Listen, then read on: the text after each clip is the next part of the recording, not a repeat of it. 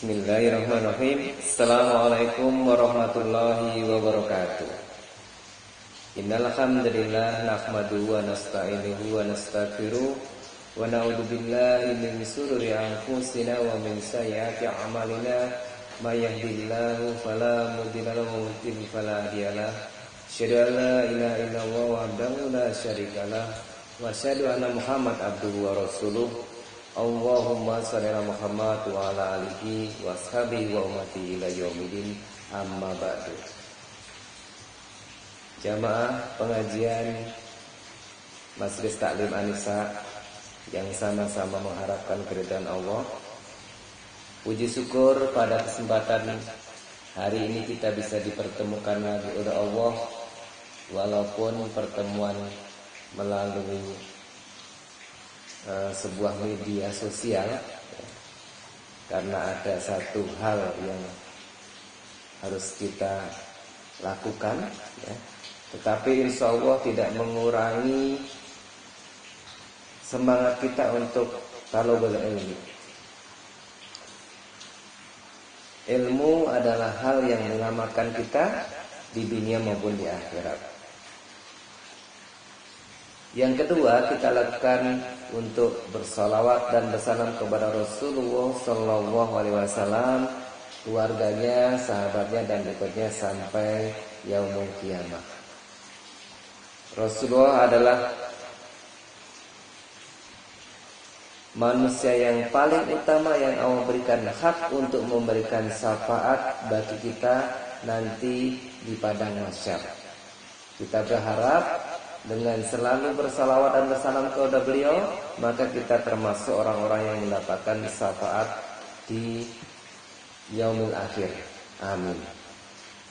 Jamaah pengajian yang saya hormati,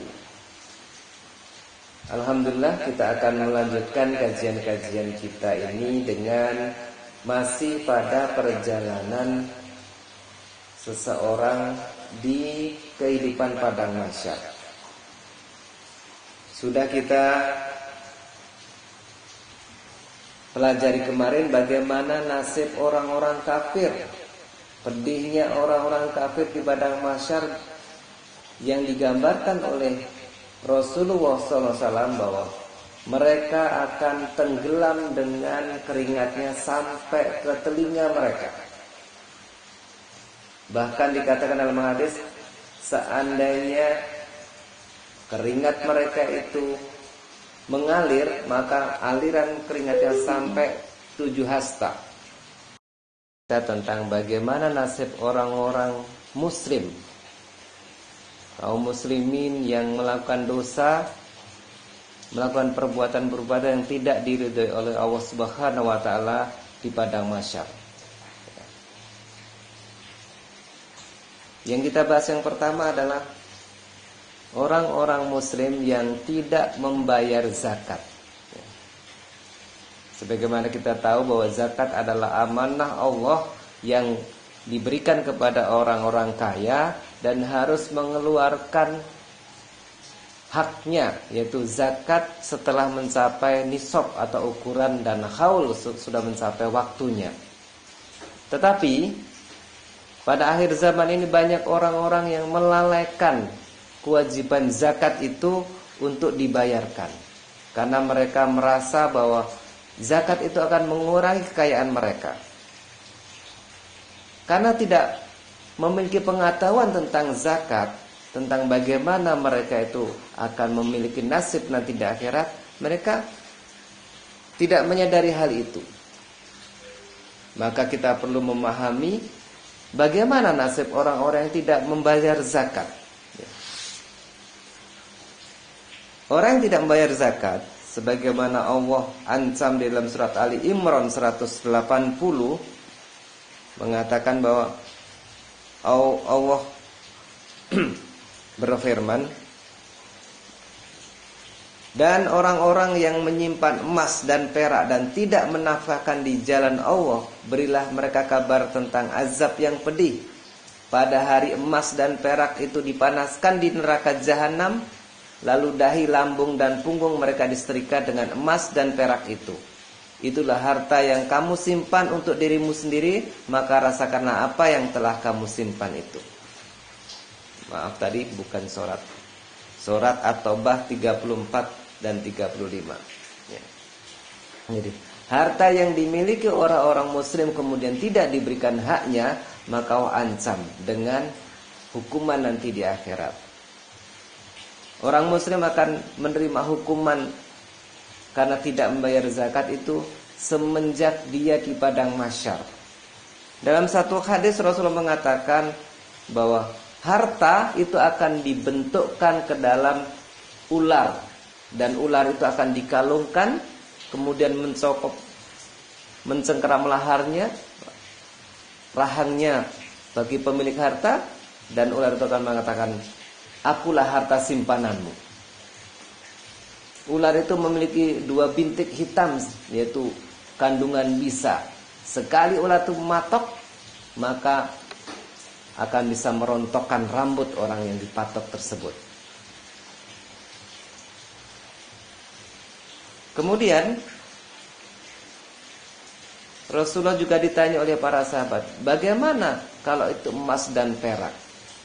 Emas dan perak akan diwujudkan dalam lempengan-lempengan, dan kemudian lempengan itu akan diberikan panas oleh Allah, kemudian akan ditempelkan pada badan mereka.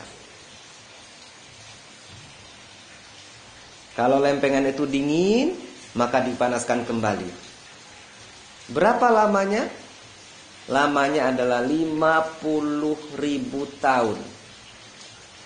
Sampai jelas orang tersebut jalannya ke neraka atau ke surga. Kemudian bagaimana? Para sahabat bertanya, bagaimana dengan unta ya Rasulullah?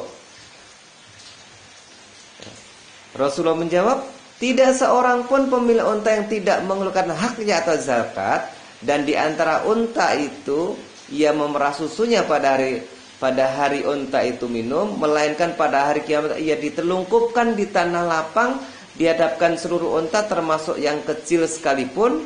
Unta-unta itu menginjak dan menggigitnya. Setiap kali yang satu telah lewat, datang lagi yang lain, terus begitu dalam waktu 1 hari yang lamanya sama dengan 50.000 tahun.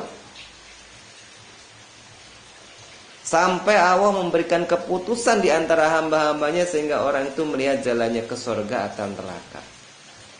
Kita bisa bayangkan para jamaah, orang yang tidak membayar zakat karena dia mempunyai binatang ternak atau hewan peliharaan ternak, maka dia akan dihukum oleh Allah 50.000 tahun sampai dia ke surga atau ke neraka keputusannya. Bagaimana dengan kambing? Sama.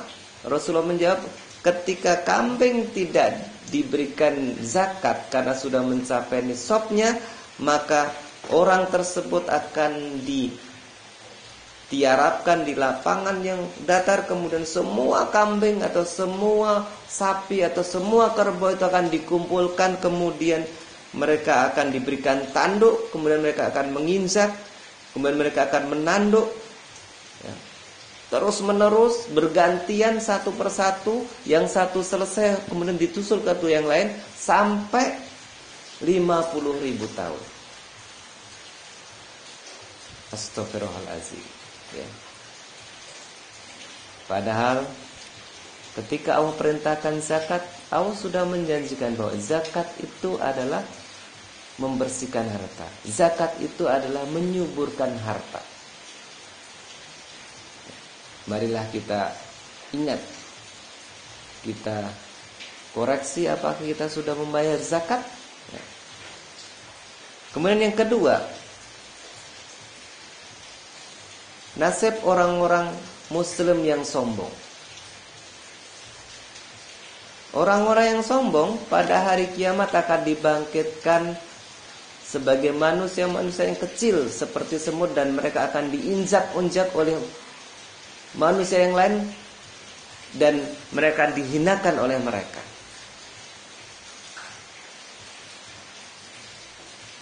Karena ketika mereka di dunia mereka sombong di atas manusia. Apa ciri orang yang sombong? Sombong itu ada dua ciri. Yang pertama adalah dia meremehkan atau tentang kebenaran, menyepelekan kebenaran yang disampaikan kepadanya. Kemudian yang kedua adalah dia adalah meremehkan kepada orang lain, menyepelekan orang lain, menganggap dirinya tinggi, menganggap dirinya paling dan sebagainya. Itulah ciri dari sombong. Orang-orang sombong ini nanti di padang mahsyar akan dibangkitkan sebesar semut-semut yang sangat kecil, kemudian mereka akan diinjak-injak. Bagaimana sakitnya diinjak? Kita diinjak kakinya pun sangat sakit, apalagi diinjak seluruh badannya. Dan diinjaknya tuh beribu-ribu atau bermiliar-miliar orang akan melewati semut tersebut. Kemudian yang ketiga, ada beberapa dosa yang pelakunya tidak akan diajak bicara oleh Allah Subhanahu wa taala dan tidak disucikan.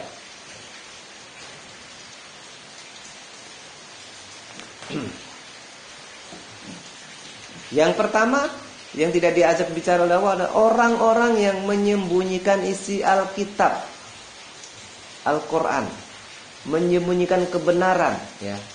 Orang yang menyembunyikan kebenaran, ya dia tahu bahwa itu yang hak, kemudian karena kepentingan dirinya, karena kepentingan dunia, maka dia sembunyikan, dia tidak mengatakan tentang kebenaran tersebut untuk menjelaskan kepada manusia. Maka ancamannya dia tidak disucikan dan dia tidak diajak bicara oleh Allah Subhanahu wa taala. Kemudian yang kedua, orang yang tidak disucikan oleh Allah dan tidak diajak bicara oleh Allah adalah orang-orang yang mengingkari janji, ya. Dalam surat Ali Imran 77, ya, di sana dikatakan bahwa para pengingkar janji itu nanti Allah akan beberkan, ya, di akhirat, ya, sebagai orang-orang yang pengingkar janji, ya. Rasulullah bersabda, 3 orang yang tidak akan diajak bicara oleh Allah dan tidak disucikan adalah, yang pertama, tidak memberikan minum kepada para musafir.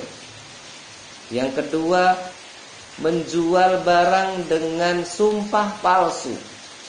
Dan yang ketiga, suka mengungkit-ungkit pemberian atau kebaikan kepada orang lain. Mereka akan mendapatkan azab, mereka akan kecewa, dan mereka tidak akan diajak oleh Allah bicara dan tidak dibersihkan.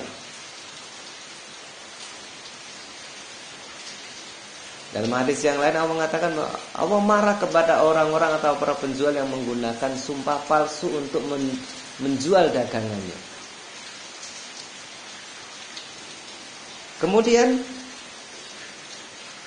orang yang tidak disucikan oleh Allah dan tidak diajak bicara oleh Allah adalah orang-orang manula yang berzina, manusia lanjut usia yang melakukan perzinahan, yang sekarang ini merebak di mana-mana. Kita lihat di dalam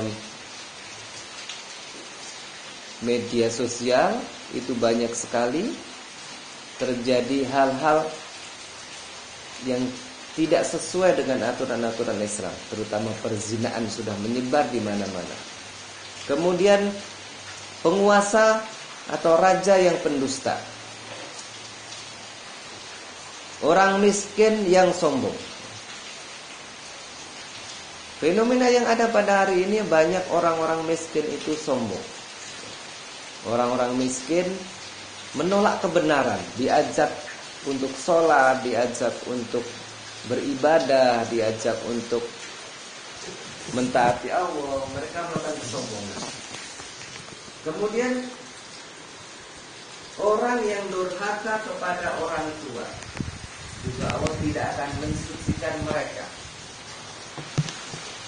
Anak yang durhaka kepada orang tua juga Allah tidak akan memberikan atau tidak akan beri mengajak bicara dan tidak akan mensucikan mereka, tidak memberikan ampunan pada waktu itu.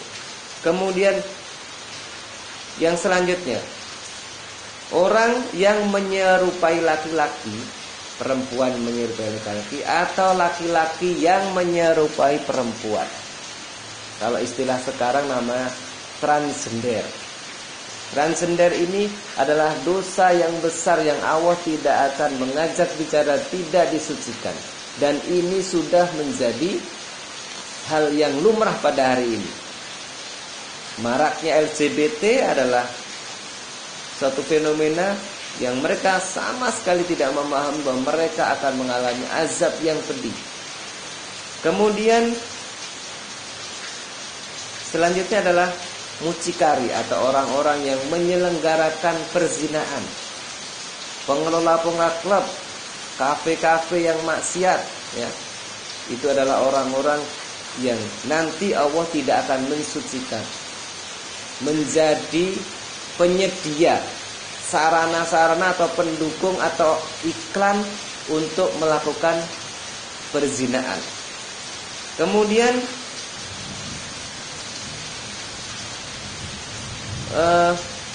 hal berikutnya yang Allah tidak akan mensucikan, seorang laki-laki yang menggali istrinya lewat duburnya atau lewat bagian belakang. Itu Allah tidak akan mensucikan orang tersebut. Kemudian orang yang tidak diajak bicara oleh Allah, yang terakhir adalah orang yang melakukan isbal. Isbal adalah juntekan pakaiannya sampai di bawah mata kaki. Ada beberapa pendapat tentang bagaimana isbal ini. Ada yang mengatakan tidak apa-apa kalau tidak disadari dengan sombong menjuntekan pakaiannya bagi laki-laki. Ada mengatakan dilarang mutlak. Kita tidak melihat hal itu. Yang jelas kita memilih yang terbaik untuk selamat. Bahwa yang selamat adalah berhati-hati tentang isbal, tentang bagaimana celana atau pakaian laki-laki tidak boleh menjuntai di bawah mata kaki. Kemudian kita akan masuk kepada pembicaraan tentang bagaimana orang-orang yang hidup mewah di dunia. Orang-orang yang hidup mewah di dunia dengan melupakan hak-hak Allah, maka orang itu harus berhati-hati. Harus ingat bahwa Rasulullah bersabda bahwa siapa yang banyak kenyang di dunia, maka dia paling lama laparnya di akhirat. Orang yang banyak kenyang di dunia, maka dia orang yang paling lama lapar di akhirat. Kemudian juga mereka akan paling sedikit kebaikannya kalau harta yang dimiliki itu tidak diberikan haknya, zakat, infak, sedekah, ya, membantu orang-orang miskin dan sebagainya, maka orang itu akan cenderung untuk melakukan hal-hal yang bersifat boros dan hidup bermegah-megah dan bermewah-mewah, sibuk mengurusi dunia. Kemudian mereka akan menempati posisi yang sangat rendah di akhirat atau berkedudukan rendah. Ketika nanti mereka melewati jembatan Sirat, maka mereka tidak akan bisa lolos dari jeratan-jeratan yang ada di ada jembatan Sirat. Mereka akan bisa jatuh ke dalam neraka jahanam. Bagaimana nasib mereka? Apakah kekal atau tidak? Kalau mereka masih mempunyai iman walaupun sebesar biji zarah, maka mereka tidak kekal di neraka. Tapi kita bisa bayangkan bagaimana orang-orang yang masuk neraka. Api panasnya sepanas api di dunia itu, maka masih 1000 kali lipat, ya. Dari api dunia itu panasnya neraka jahanam. Kemudian yang selanjutnya akan terbongkar atau terbuka aib pelanggar janji. Rasulullah bersabda bahwa bagi setiap pelanggar janji maka akan dinaikkan bendera oleh Allah, dan di belakangnya ada bendera pelanggar janji. Semakin besar janji yang diingkari, maka semakin tinggi bendera tersebut. Setiap pelanggar janji itu mempunyai bendera di belakangnya. Bagaimana kalau seorang penguasa berjanji kepada rakyatnya kemudian diingkari? Maka semakin besar itu, dan diumumkan kepada seluruh penduduk yang ada pada padang mahsyar. Hal ini diceritakan atau digambarkan karena dulu ketika setiap bangsa Arab ketika melanggar janji seseorang atau satu kaum, maka pada saat itu mereka akan diarak keliling ketika musim haji untuk dipermalukan kepada para tamu jamaah haji. Jamaah yang saya hormati, kasus yang berikutnya, orang-orang muslim adalah korupsi. Korupsi adalah mengambil hak secara diam-diam, mengambil hak orang lain secara diam-diam. Dalam surat Ali Imran 161, siapa yang mengambil hak, siapa yang mengambil tanpa hak, ia akan membawa apa yang telah ia ambil pada hari kiamat. Kemudian setiap diri diberi balasan sesuai dengan perbuatannya dan mereka tidak dizalimi.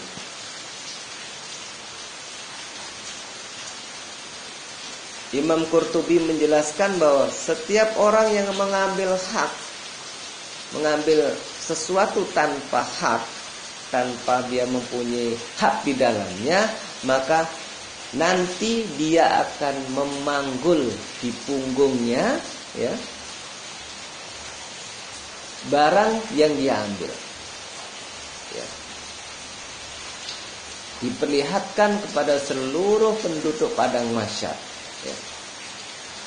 Sehingga dia terhina, kemudian dibeberkan penglihatannya di muka bumi. Suatu hari Rasulullah ditanya tentang bagaimana korupsi. Maka Rasulullah menjelaskan, aku tidak ingin menemukan salah seorang di antara kamu datang di hari kiamat dengan unta yang meringkik di pundaknya dan berkata, ya Rasulullah, tolong aku. Lalu aku menjawab, aku tak dapat menolongmu sedikit pun. Aku telah sampaikan peringatan ini kepadamu. Aku tidak ingin menemukan salah seorang di antara kamu pada hari kiamat dengan tanah yang bergetar di pundaknya.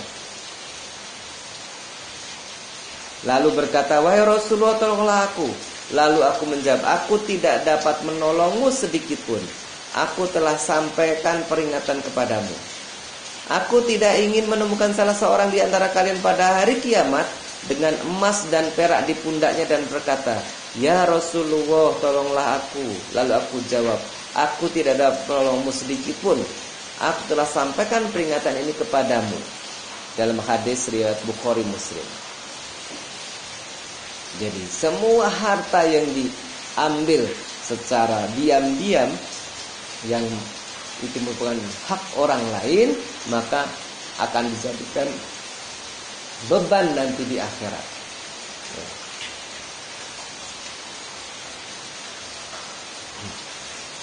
Kemudian yang berikutnya adalah perampas tanah.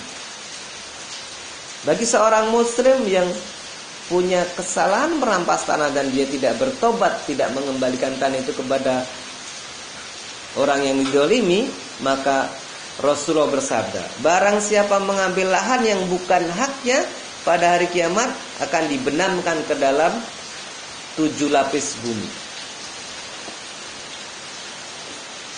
Jamaah yang saya hormati, kita bicarakan tentang bagaimana orang-orang yang bermuka dua.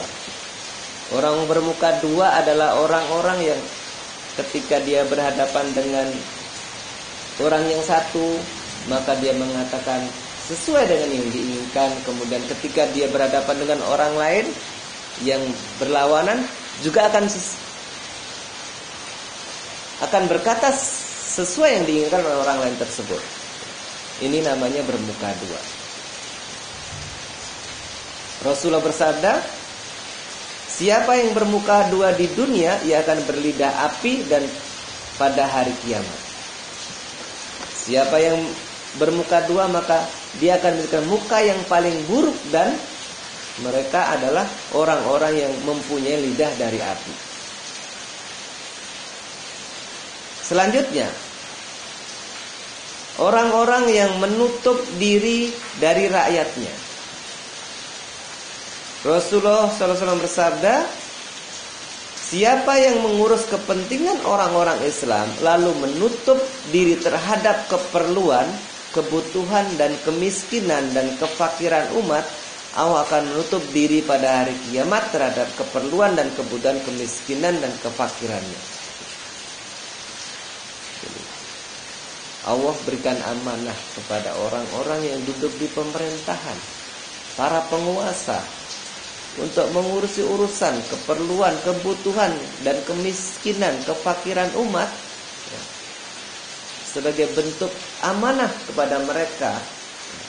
Ketika amanah tidak ditunaikan, maka nanti ketika di akhirat mereka sedang fakir, mereka sedang butuh, mereka dalam kemiskinan, maka Allah tidak akan peduli kepada mereka. Mereka akan menderita sampai nanti yaumul, hari-hari padang mahsyar itu sampai selesai, dan sampai mereka dihisab apakah mereka masuk surga atau masuk neraka. Kemudian yang selanjutnya, kita melihat pada hari ini bagaimana maraknya pengemis atau kemiskinan yang dibuat-buat. Allah telah mengancam kepada para pengemis yang memiliki cukup harta, ya, maka dia akan dibangkitkan oleh Allah dengan banyak cakaran di mukanya dan luka yang berdarah di wajahnya.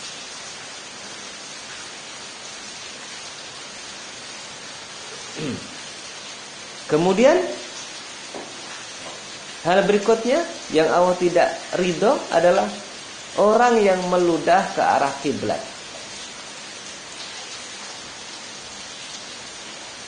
Orang yang meludah dari arah kiblat, maka nanti di hari kiamat akan dibangkitkan, ludah itu akan berada di mukanya di antara dua matanya. Kemudian yang terakhir, orang yang Allah tidak ridho, bahwa orang yang berbohong tentang mimpi. Jadi seseorang menceritakan kepada orang lain tentang mimpi padahal dia tidak bermimpi.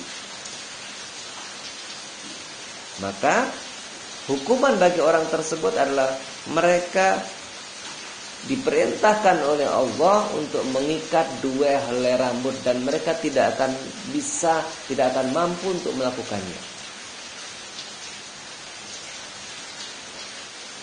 Dalam satu hadis, rangkaian hadis tersebut, Rasul menjelaskan,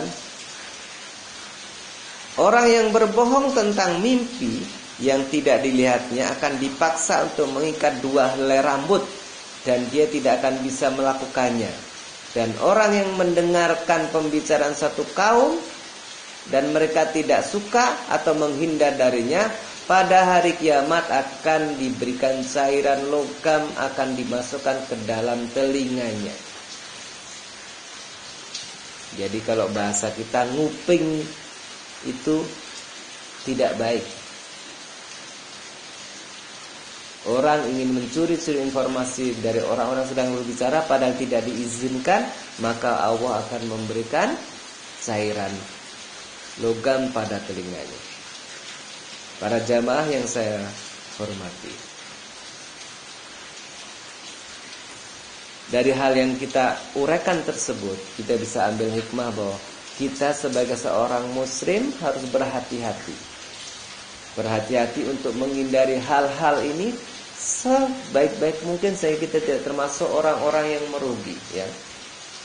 Jadi sebelum kita tutup, kita akan ulang bahwa dosa itu adalah menjadi bencana bagi seseorang di akhirat. Dan ada beberapa golongan yang Allah tidak akan mengajak bicara kepada mereka. Dan ada orang-orang yang sudah dimulai diazab semenjak dia di padang mahsyar. Yang pertama adalah orang-orang yang tidak membayar zakat. Zakat yang tidak dia bayarkan, maka seluruh hartanya akan dibentukkan kepada emas, akan menjadi dipanaskan untuk ditempelkan pada tubuhnya. Binatang akan dihidupkan, sejumlah binatang yang dipelihara dari ketika binatang itu sudah turun-temurun dan sudah banyak, bahkan dihitung sampai binatang terakhir yang tidak dizakati. Kemudian yang kedua adalah orang-orang yang sombong. Orang sombong akan dibangkitkan dalam manusia yang kecil, sekecil semut, dan diinjak-injak oleh semua orang-orang yang melewatinya di padang mahsyar. Kemudian ada beberapa orang yang tidak diajak bicara oleh Allah. Satu adalah orang-orang yang menyembunyikan isi Alkitab atau Al-Haq.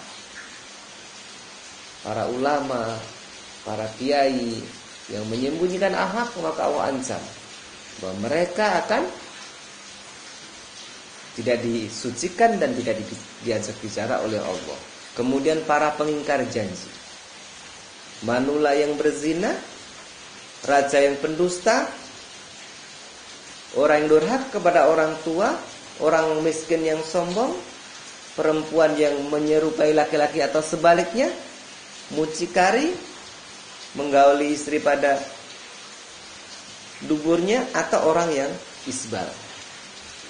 Kemudian bagaimana nasib orang-orang hidup mewah?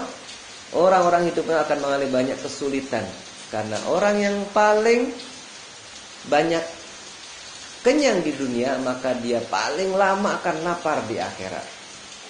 Dan mereka biasanya sibuk dengan urusan dunia, maka mereka akan sedikit memperoleh kebaikan dari hartanya, bahkan mungkin tidak memperoleh kebaikan dari hartanya. Kemudian di akhirat juga akan dibuka orang-orang yang pelanggar janji. Semakin tinggi, semakin banyak janji yang dilanggar, maka semakin tinggi bendera yang akan diberikan Allah kepada para pelanggar janji untuk dipermalukan di padang mahsyar. Kemudian yang selanjutnya adalah korupsi atau mengambil sesuatu yang tidak memiliki hak secara diam-diam. Maka ancamannya adalah bagi orang tersebut adalah semua harta yang diambil, maka harta itu akan ditimpakan atau dibebankan di dada-dada mereka, baik itu bentuknya tanah, bentuknya harta, bentuknya binatang. Kemudian perampas tanah orang lain. Seorang muslim yang merampas tanah orang lain, maka akan mendapat hukuman, akan dibenamkan pada lapisan atau 7 lapis bumi akan dibenamkan pada mereka. Kemudian bermuka dua, orang yang hanya cari aman, maka dia akan memiliki muka yang buruk, dan mereka adalah orang-orang yang memiliki lidah dari api. Kemudian yang berikutnya adalah pemerintah yang menutup diri dari urusan umat, kefakiran, kemiskinan, keperluan mereka. Maka Allah akan menutup dari orang-orang, para penguasa, para pejabat yang memegang amanah, itu tidak akan diperhatikan oleh Allah, bahkan ditutup dari pemenuhan kebutuhannya nanti di akhirat. Kemudian meludah ke arah kiblat. Di situ juga dalam perintah yang lain Rasulullah mengingatkan bahwa ketika kita melakukan buang air kecil atau buang air besar, maka kita tidak boleh menghadap kiblat. Termasuk di sini mungkin Ketika kita akan membuat kamar mandi, WC, maka kita harus pertimbangkan mana kiblatnya. Kemudian yang terakhir adalah orang yang berbohong tentang mimpi, maka akan dihukum mengikat 2 rambut dan dia tidak akan mungkin melakukannya. Dan pengemis yang cukup harta, maka Allah akan bangkitkan mereka dalam keadaan muka yang tercakar dan muka yang berdarah. Demikianlah kajian pada kesempatan hari ini, dan saya sampaikan jazakumullah atas perhatiannya dan semoga bermanfaat. Kita lanjutkan di lain waktu. Assalamualaikum warahmatullahi wabarakatuh.